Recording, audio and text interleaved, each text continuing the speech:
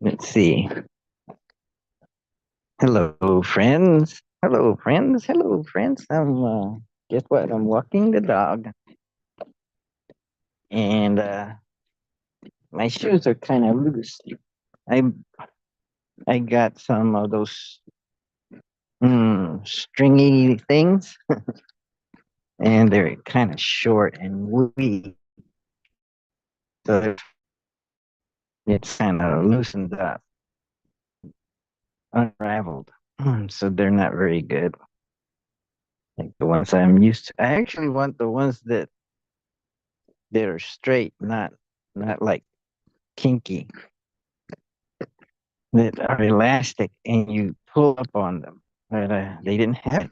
Was it some shoe carnival or something like that? Hmm. Okay, so let's see. So I'm getting into the Gita, getting the Gita. Hmm. So the Gita, that's the Bhagavad Gita. It's spelled Gita, but I spelled it Geeta so that maybe it helps people pronounce it correctly. People of the English persuasion will see it and they won't say Jita or Gaita or something else. Or yeah, who knows how they might pronounce Gita. And in Spanish, they might pronounce Gita. So it's messed up. But maybe Gita, well, in Spanish, you'd have to put a U in front of the G, G-U-E, E, Gueta, like guitar. So in Spanish, it would be done like that. Guitar, you would spell it guita. Like take the R off of guitar, and you'd have the right way of spelling it in Spanish. Gita, Bhagavad Gita. But Bhagavad is spelled with a BH, so you'd go bah, bah, like aspirated. Anyway, technical notes. So, why study the Gita? Hmm. Well, I'm not sure, but a lot of people say it's pretty good. It's very good. Because well, it's like if you like Aldous Huxley, he said something to the effect of, "Is there a full moon?" No, he didn't say that. I said that. He said that if you're or he says something to the effect of that the Bhagavad Gita is like the the best expression of what a perennial philosophy would be. Hmm. This, so what does the word perennial philosophy mean? That's a good question. Let's look it up. So what I'm gonna have to do is go to my screen, and then look up perennial philosophy. Let's see. Is that two R's? Perennial? Hmm. I think no, I think it's one. Oh, it's got two N's actually. It's got two N's. Perennial philosophy. So what do they mean by perennial philosophy? Mm. Oh, there's some books by it that have that as the title or part of it. The Perennial Philosophy by Aldous Huxley. Well, it looks like I'm going to have to buy that one. So how do I buy that? See if I can buy it on Amazon.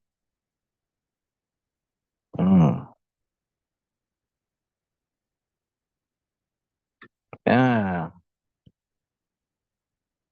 do they have mm,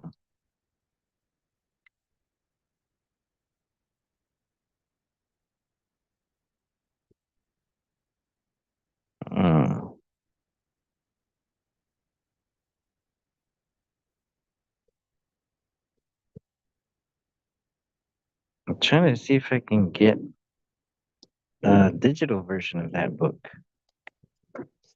Save on pre-loved video games. Let's see. I found this on the web. Mm, books. Brave New World. The Doors of Perception. The Perennial Philosophy. Oh, Kindle edition. Yes. So I can buy that one. Mm. Mm. Okay, buy with now with the Audible version for $7.49. That's a good deal. Let's see if I get it. Okay, got it. So go to Kindle for Android. So what is the let's see if it comes up. So what's the big deal with the perennial philosophy? Mhm. I don't know. But this is supposed to be a classic book. And I would think that he would mention the Bhagavad Gita in there. So what do people think about this book? Well, it's an inspired gathering of religious writings that reveals the divine reality common to all faiths, collected by Aldous Huxley. So the perennial philosophy may be found among the traditional lore of peoples in every region of the world. In its fully developed forms, has a place in every one of the higher religions. His great wit and stunning intellect, he draws on a diverse array of faiths, including Zen, Buddhism, Hinduism, Taoism, Christian, mysticism, and Islam. Huxley examines the spiritual beliefs of various religious traditions and explains how they are united by a common human yearning to experience the divine. The perennial philosophy includes selections from Meister Eckhart Rumi, Lao Tzu, as well as the Bhagavad Gita, Tibetan Buddha, Dead, Diamond Sutra, and Upanishads, among many others.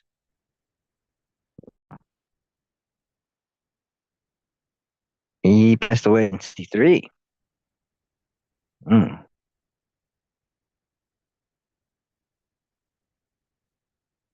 I live in Gaza. Mm. Hmm. So let's go back. Mm. Philosophia perennis. The phrase was coined by Leibniz, but the metaphysic that recognizes a divine reality substantial to the world of things and lives and minds. A psychology defines in the soul something similar to or even identical with divine reality. The ethic that places man's final end in the knowledge of the immanent and transcendental ground of all being. The thing is immemorial and universal. Rudiments of the perennial philosophy may be found among the traditionary lore of primitive peoples in every region of the world. And in its fully developed forms, it has a place in every one of the higher religions, higher, superior. A version of this highest common denominator, no, common factor, in all preceding and subsequent theology was first committed to writing more than 25 centuries ago. And since that time, the inexhaustible theme has been treated again and again from the standpoint of every religious tradition in all the principal languages of Asia and Europe. In the pages that follow, I have brought together a number of selections from these writings, chosen mainly for their significance because they effectively illustrated some particular point in the general system of the perennial philosophy, but also for their intrinsic beauty and memorableness. These selections are arranged under various heads and embedded, so to speak, in a commentary of my own, designed to illustrate and connect, to develop, and, where necessary, to elucidate. Knowledge is a function of being. And there is a change in the being of the knower, there's a corresponding change in the nature and amount of knowing. Wow. So if I can change the knower, I'll change the amount of knowing. So if I change myself, I will know more. For example, the being of a child is transformed by growth and education into that of a man. Among the results of this transformation is a revolutionary change in the way of knowing. Oh, in the way of knowing and the amount and character of the things known. Hmm. hmm. Well, maybe the child has a higher rate of gathering knowledge, I would think. Hmm. Maybe as an adult, the rate of knowing is slowed down. Maybe the adult might even rearrange things and maybe erase things, right? Erase memories or suppress, maybe. I don't know. Anyway, interesting. Think about. Hmm. So let's stop here. Let's stop here. And maybe put a little mark here, a little color where I left off, around there somewhere. But let me get out of here. Get back in here and disconnect from sharing.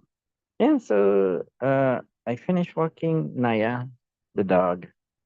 There's Naya. Say hello to Naya. And so that's all what I have for today. So I'm thinking about the Gita, and Aldous Huxley talked about the Gita, and perhaps the Gita is the most